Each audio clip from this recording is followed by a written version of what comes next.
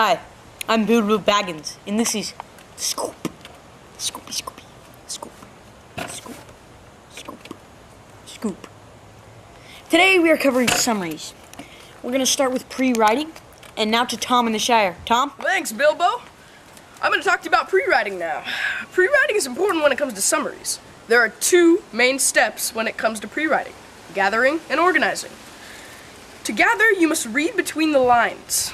You want to get to the main points and then get some supporting details to add in.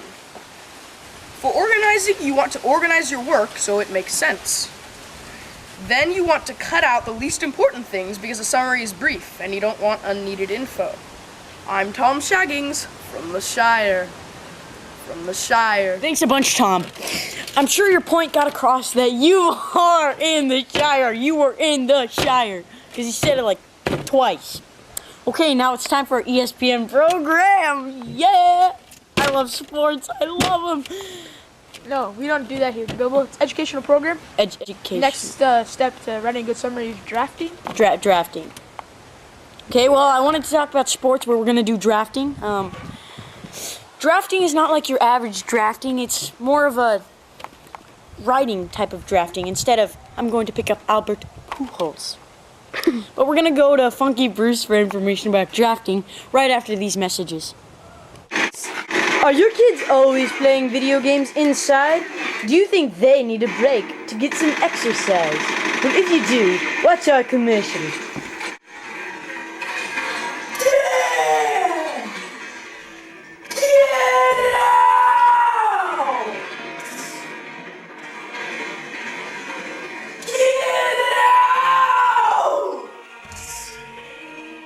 Well, now that they're outside, you can get them to play blog ball! Bro! Yeah! And now to Funky for information about drafting.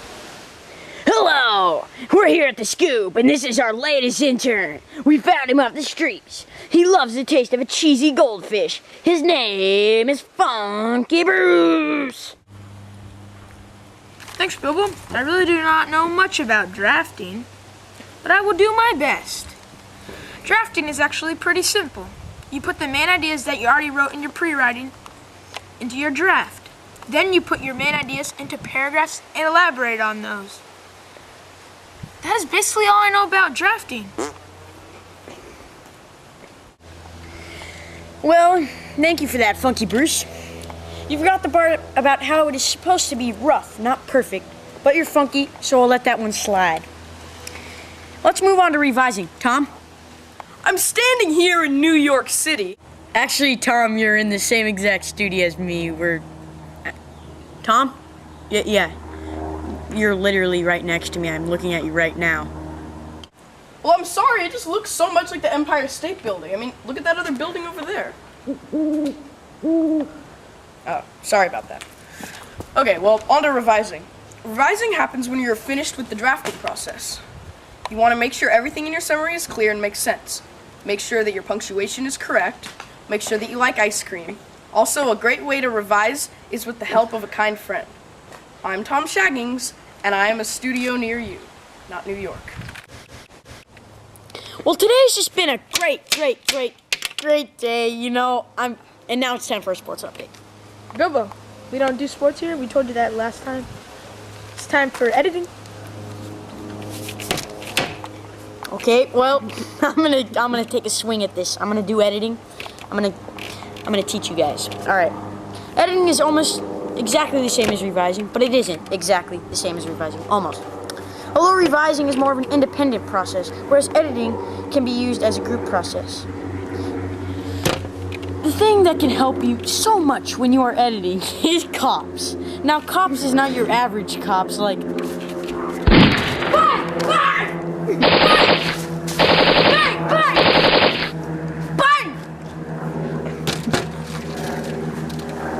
This COPS is more of a helpful process for your writing. COPS stands for capitalization, organization, punctuation, and spelling. Make sure you always use this process when you are revising. I think that about sums it up. And now to Funky for publishing. Funky, we're on. Funky! It's time for the news report. What? Come on, let's go. Oh. Again, Bilbo, I really don't know what I'm talking about, but I will try. Poetry is important because it is a way to get our writing out there, deep into the frontiers of the world. When I lived on the streets, I used to read my poems to passerbys. So you can read what you have summarized to your class, your friends, and your loved ones. Make sure you use expression when you speak. Signing out, Funky Bruce. So I hope you've learned that summaries are very important because they give you a way to get your thoughts across without saying like 5,000 words or 6,000, something around that area of word length, something. So I hope you've learned a lot about summaries, and I think that about sums them up. Now, to the Shire! Drinks on me!